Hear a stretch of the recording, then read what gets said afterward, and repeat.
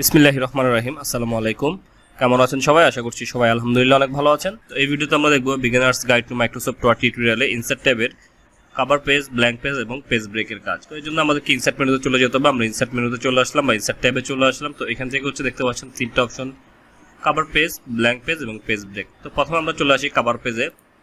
তো cover page মানে কি? কভার পেজ মানে হচ্ছে ধরুন আপনি একটা বই তৈরি করতেছেন বা একটা পিডিএফ ফাইল তৈরি করতেছেন বা একটা প্রজেক্ট ফাইল তৈরি করতেছেন।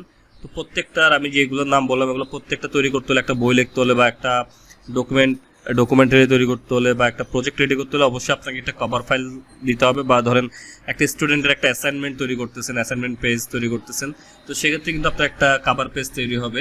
তো এখান থেকে আপনার কিছু টেমপ্লেট দিয়ে দিচ্ছে কভার পেজের বা রেডিমেড ডিজাইন দিয়ে দিচ্ছে। আপনারা চাইলে এখান থেকে এগুলো অ্যাপ্লাই করতে পারবেন। তো ধরেন আপনি এই ডিজাইনটা অ্যাপ্লাই করবেন। তো আমি এইখান থেকে এই ডিজাইনটার উপরে ক্লিক করলাম। করার পর দেখতে পাচ্ছেন আমার কিন্তু প্রথম পেজটা কিন্তু কভার পেজ হয়ে গেছে এবং এখানে দেখতে পাচ্ছেন ডিজাইন অ্যাড হয়ে গেছে। এখানে আপনি ডকুমেন্ট টাইটেল দেওয়া যাবে, ডকুমেন্ট সাবটাইটেল দেওয়া যাবে, তারপর কিছু অ্যাবাউট দেওয়া যাবে। তো এইভাবে আপনারা ডকুমেন্টে কভার পেজ নেবেন। এটা কভার পেজের কাজ। তো এখানে কভার পেজের আরও কয়েকটা অপশন আছে, এই যে দেখতে পাচ্ছেন রিমুভ কভার পেজ। আপনি চাইলে এখানে কভার পেজটা রিমুভ করতে পারবেন। রিমুভ করে দিলে আমরা এখানে রিমুভ এখানে ক্লিক করলে আমাদের কভার পেজটা এখান থেকে রিমুভ হয়ে যাবে। তারপর আপনারা এখান থেকে দেখতে পাচ্ছেন মোর কভার পেজ ফ্রম office.com। তো এটা সরাসরি মাইক্রোসফটের স্টোর থেকে আপনার এখানে ডাউনলোড হবে। তো এইখানে এটার জন্য আবার আপনার কম্পিউটার নেট কানেকশন থাকতে হবে। তো যদি ধরেন আমি এই কভার পেজটা নিতে চাই, সেক্ষেত্রে আমি এটার উপরে ক্লিক করলাম। তো ক্লিক করলে কিন্তু কভার পেজটা এখানে অ্যাড হয়ে যাচ্ছে। তো দেখতে পাচ্ছেন এইভাবে আপনারা নিতে পারবেন কভার পেজ। আর যদি কভার পেজটা রিমুভ করতে চান, সেক্ষেত্রে রিমুভ কভার পেজ এটাতে ক্লিক করলে কভার পেজটা চলে যাবে। তো আশা করছি বুঝতে পেরেছেন কভার পেজের কাজটা কি। তো আপনারা চাইলে এখান থেকে এই ধরনের কভার পেজগুলো আপনারা আপনাদের ডকুমেন্টের অনুযায়ী আপনারা ব্যবহার করতে পারেন। তারপর ব্ল্যাঙ্ক পেজ। ব্ল্যাঙ্ক পেজ মানে একটা খালি পেজ নিতে পারবেন আপনি এখান থেকে। তো আমি যখন ডকুমেন্টের শেষে আমি একটা ক্লিক করতেছি, এই লেখার শেষে যে ক্লিক করতেছি, ক্লিক করে যখন আমি এখান থেকে ব্ল্যাঙ্ক পেজে ক্লিক করব, তখন দেখেন আমি জুমটা একটু কমাই নিই। তো দেখেন একটা পেজ কিন্তু অ্যাড হয়ে গেছে। আমি যদি আবার এখান থেকে ব্ল্যাঙ্ক পেজে ক্লিক করি, তো আবার কিন্তু আমার এখানে ব্ল্যাঙ্ক পেজ চলে আসছে। আমি যতগুলো ব্ল্যাঙ্ক পেজে ক্লিক করবো অতগুলো ব্ল্যাঙ্ক পেজ ক্রিয়েট হবে। তো এটা ব্ল্যাঙ্ক পেজের কাজ। এই কাজটা আমরা কিবোর্ডের মাধ্যমে করতে পারবো। কিবোর্ডের মাধ্যমে কিবোর্ডের মাউস কার্সার আপনি যতটুকুর পরে আপনি একটা পেজ নিতে চান, ধরেন আমি এই লেখার শেষের থেকে একটা পেজ দিব। তো সেক্ষেত্রে আমাকে কী করতে হবে, এই পেজের শেষের লাইনের লেখার শেষে একটা ক্লিক করে কিবোর্ড থেকে কন্ট্রোল চেপে ধরে এন্টার বাটন প্রেস করলে কিন্তু একটা পেজ বাড়বে। আপনি কিবোর্ড থেকে যতবার কন্ট্রোল এন্টার চাপবেন ততবার একটা পেজ বাড়বে।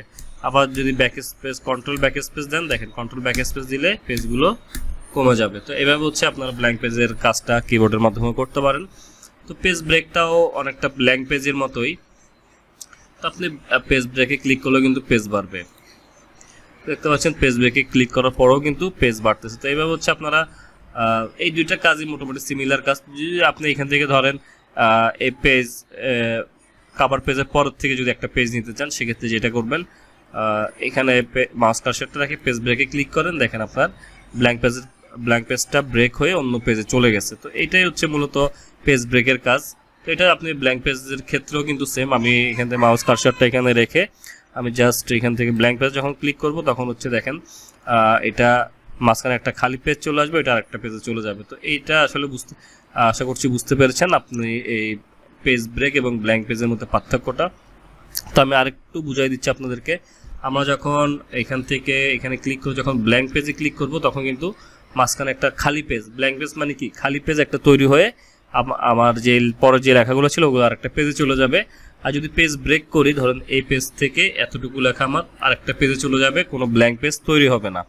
তো সেক্ষেত্রে আমরা এটা লাইনের শেষে ক্লিক করে পেজ ব্রেকে ক্লিক করলে সরাসরি আরেকটা পেজে চলে যাবে। এইটাই পার্থক্য। তো আশা করছি বুঝতে পেরেছেন। তো এই তিনটার কাজই মোটামুটি একদম সিম্পল কাজ।